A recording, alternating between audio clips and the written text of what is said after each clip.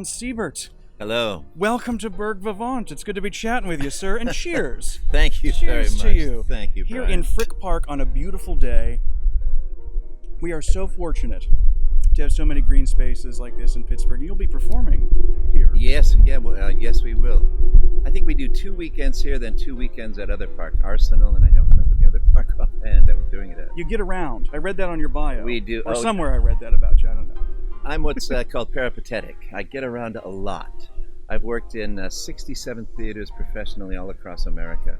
I say from Broadway to Boca Raton, from Sarasota to Sacramento. Isn't that a song? That sounds like some sort of like Gershwin tune. I think it's called Boca Raton to Boston. Route 66. I've been everywhere. I've played everywhere. Yeah, we'll work on that. That's I'll talk right, to your yes. agent about it. But you're from Wisconsin originally, I'm right? originally from Kenosha, Wisconsin, the home of jockey underwear.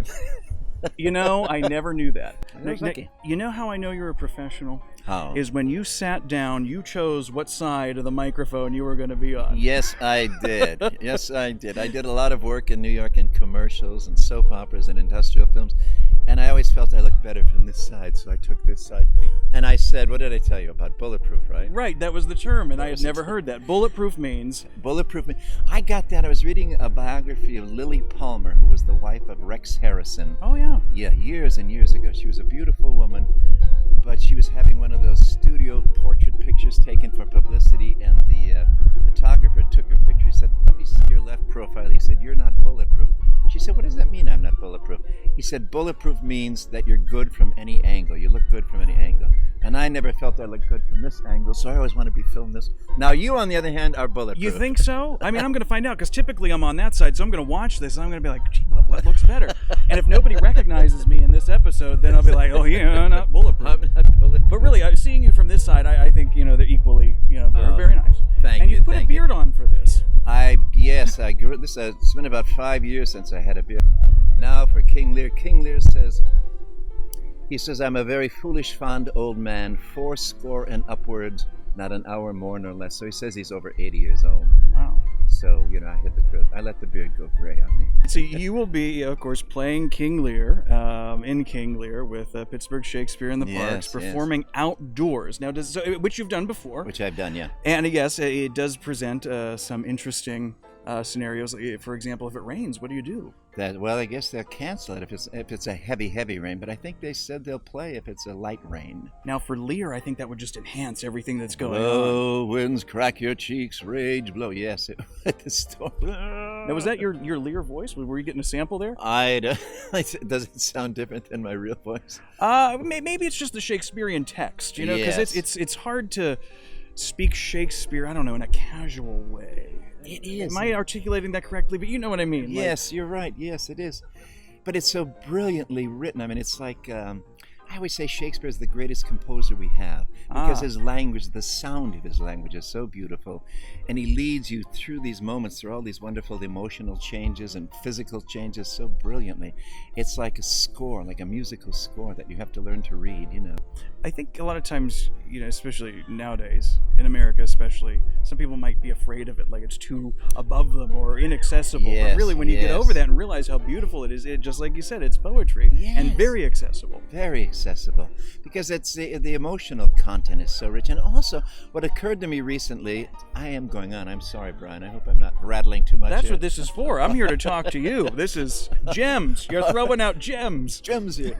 The thing I realized recently, how we always think of the language, but actually the language is only in service to a greater purpose, which is the plot, the story, the fable, the story itself, what's going on between these human beings.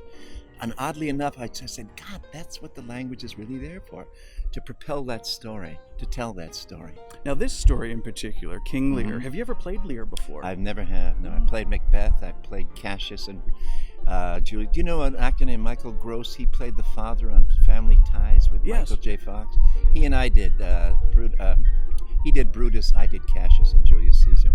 It was wonderful, funny guy. Yeah, you've got some notables in your past, folks that you've worked all right, for. you're going to get my best story. You ready for it? Yeah. Okay, let's name drop. Let's hear it all. All right.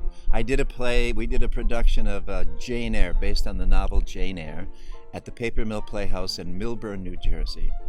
Now there were a lot of young girls in the show because the story takes place partly in a workhouse for all these young girls. Mhm. You know, these poverty-stricken young ladies. So one night I hear this on my dressing room door. I say, "Come in." And this young, beautiful girl comes in. She says, "Ron, may I speak to you?" She was like 14 years old. I said, "Of course." She said, "I have an audition tomorrow for a New York agent, and I have to do a monologue for this agent. Would you help me with the monologue?" I said, "Sure, I'd be happy to." So we worked. She was very nice. We worked, and she was very talented. And then finally we were done. And she said, "Thank you so much, Ron." I said, "You're welcome." And as she left, I said to myself, she's such a lovely young girl and so talented. I hope something good happens to her. Anne Hathaway. Wow. Do you keep in touch? Oh yeah, I wish. Oh.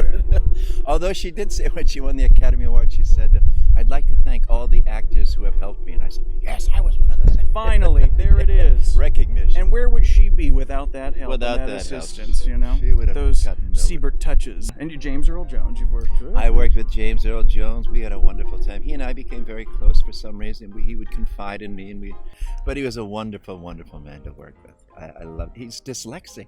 I didn't know that. He did a play. We did the play called The Iceman Cometh, and it's 4 hours long. And he had to learn all those lines. He has a monologue in the final act that's like 45 minutes long. Wow, well, by then the Iceman goeth. But the play takes place in a bar. I don't know if you know this play, but it takes place in a bar, and it's all about these alcoholics who are trying to quote unquote dry out, get on the wagon. I think I've lived this. That's how I know it. I was in it for real. Yeah. Now, soap operas are on your resume as well, correct? Yeah, I did a lot of soap opera to Shakespeare. Anything I in common know, there? I know. Be in the moment. That's what's Yeah. in common. As we always say in acting, be in the moment. And I think you've done them all. Days of Our Lives, All My Children, right? Did they? Go on, yeah. Days of Our Lives, All My Children, One Life to Live, Guiding, One Life to Live. That's like the Guiding whole Light, afternoon lineup right there. Loving, Ryan's Hope. I was asked to be a regular. They offered me a contract on Ryan's Hope, and I said, I talked to my agent, and I said, "I don't think I want to do that because I like to go out of town and do regional theater. I want to do the great plays, you know." So I turned down the soap opera, which meant I missed out on a lot of money. But you know, I've done what I wanted. Are you happy? Yes, I'm happy with what the work I've done, where my career has taken me. I've been able to make a living as an actor for many, many, many, many years. So I can't complain. I'm enjoying this a lot, having a lot of fun in this show. Good cast? Yes, good cast, lots of wonderful words to learn, so it's a gift. Someone once said we should all learn poetry because, like, if you're waiting for a bus and you've got a long time to wait, you'll have something to think about. There you go. So I think about Shakespeare a lot. Now, what do you find to be a unique challenge of playing this iconic character in particular? Do you know the actor Laurence Olivier? Do you Oh, remember yes, him? very well. Olivier, someone once said to Olivier, "What is the most important thing an actor needs?" And he said, "Stamina." And that's true. You know, when you get to be my age, a little older here, it takes tremendous strength and stamina. I mean, I work out every day. I do all kinds of physical things to try to just keep my body in shape. The lungs, you know, you need to keep your voice in shape. So that's the biggest challenge, frankly, is the stamina.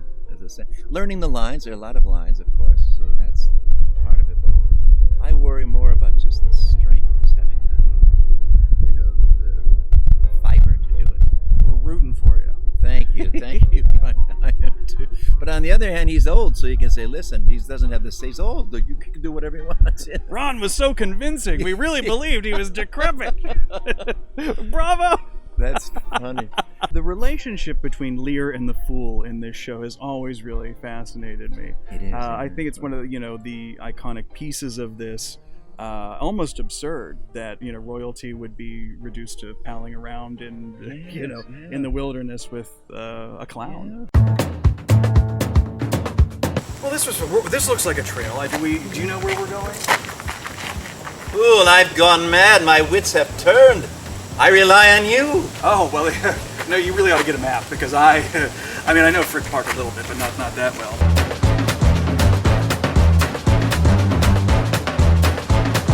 You told me you had GPS. Back in the car. Oh.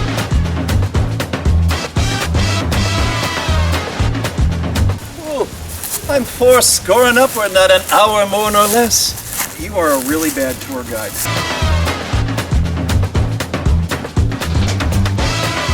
I swear I left the car right here.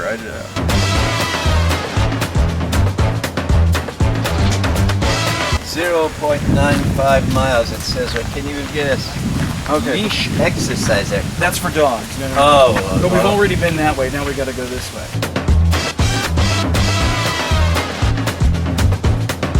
All right, this is not a trail. I think we're really in the wrong direction here. And I have worn the wrong shoes.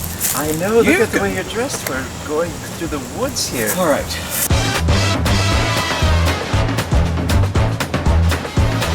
Well, it looks like... Okay, something just bit me. That's it. That's it.